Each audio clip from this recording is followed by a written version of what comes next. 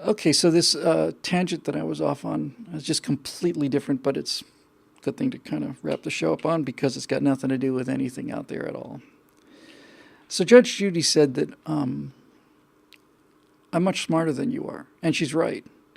And this has been something I've been thinking about for a while. And when you get down to the brass tacks of it, it's actually kind of an interesting thing to think about. And that is, how would you fight an enemy who was much smarter than you? That's a tough one. That's a tough one. How would you fight against an enemy, let's say an alien invasion or something, that was smarter than you are, significantly smarter than you are? They would have the ability to predict pretty much everything you were going to do in the same way that you could predict what a 4-year-old is going to do with the cookies out there or whatever. How would you fight a fight like that? Probably the first question is, would you be smart enough to not do the fight at all? I suppose that's the first answer because you're not going to win. However, it's an interesting thought experiment. How would you deal with an adversary who was noticeably, significantly smarter than you? That's a real intellectual challenge, actually. And the only thing I could keep coming back to was this idea that since they are so much smarter than us or me, their ability to predict what we would do, including things like doing what's not expected of us, that they would be so many steps ahead of us on the chessboard, so many moves ahead of us on the chessboard, that if we thought, well, we're going to do this, and then we said to ourselves, oh, no, we're going to do this because they expect us to do this, but we're actually going to do this, and then you know that they're smart enough to know how your mind works, so there you are, you're stuck with it. And the only thing I could come up with, and I'd love to hear somebody give me some feedback on this because this kind of silliness amuses me, what I came up with was I thought the only chance that you would have at all would be to randomize your big decisions, was to not make them yourself, would be to literally throw dice onto what you're going to do. Because that adversary cannot predict randomness. Randomness is beyond them. A dice throw or a random number generator or flipping a coin off the side of the, Empire State Building or something. It is absolutely unpredictable. And you can't be unpredictable if you're trying to be unpredictable. I'm talking about an adversary who, as I've said 5 times now, noticeably, significantly smarter than you are. You would have to make virtually every decision randomized. And I think that would not be an effective or efficient way to fight somebody else, but I can't think of another way to do it. You would use the one thing that they could control. Now Bone Canoe here says, use intelligence, judo, make them overthink and make yourself unpredictable. Right. But the problem with this is, Bone Canoe, is that they know that you're going to try to make them overthink and make yourself unpredictable. They're fully aware that this is what you're going to do because they're so much smarter than us that they know that this would be the logical thing to do for people who are as smart as we are. That's what you would do. Ohio Castle says exploit their arrogance. Again, it's like saying, okay, let's exploit their arrogance. Well, they know that we're going to try and exploit their arrogance. It's kind of like saying, you've got, what do you do? It would be like they had 24-hour eyes in the sky and they knew where every single one, let's say they're in a fort, let's say, and we're out surrounding it and we outnumber them, but they've got eyes on you all the time. They know where you are and they know what you're going to do. How would you beat them? And I just thought, honestly, randomness was the only thing I could think of. It just barely might be possible to consistently act just slightly more stupid than you are. If you were to act slightly more stupid than you really are, and stay with it, take the beating that's going to entail, then you might, if you spotted an opportunity, be able to then provide a response that they weren't expecting, but that doesn't seem likely, but that's also a possibility. And then things like Ohio again is saying, you overwhelm the adversary with sheer numbers and mass. Well, I'm talking about people that basically hover in the sky with anti-gravity, and if they wanted to just basically nuke you all, they could just do it. I mean, they wanted to sterilize the planet, they could do it. How do you get rid of somebody like that? What would you do?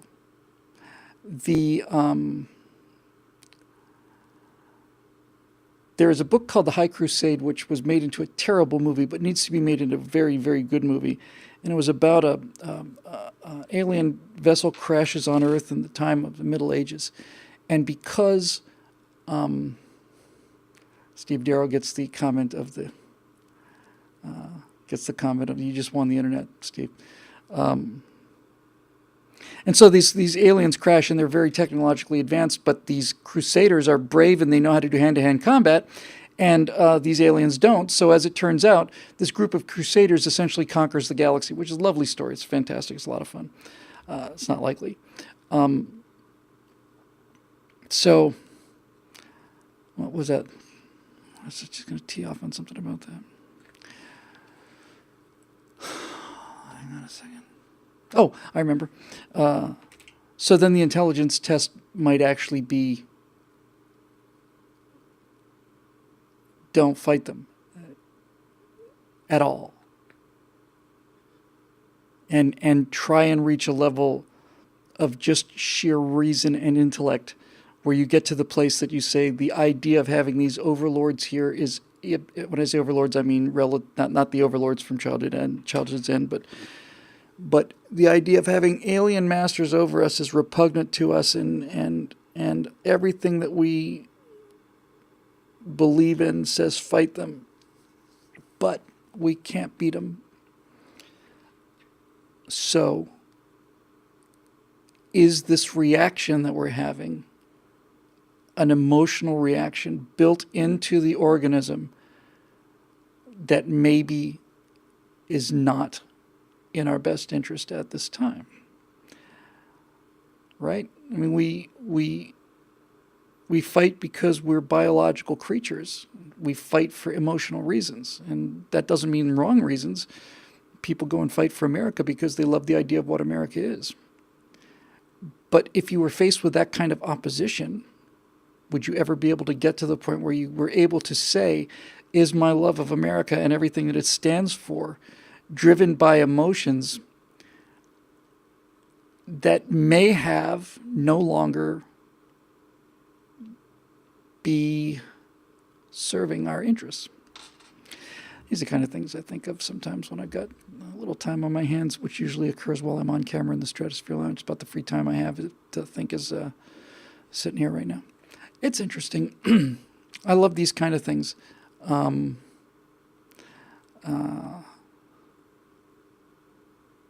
Yeah, it's fun. It's also fun in the sense that it puts you... Sometimes the best way to get a handle on how your adversary is thinking is to reverse the situation. So if you're going to fight insurgents, this was kind of the idea of the Common Sense Resistance movie.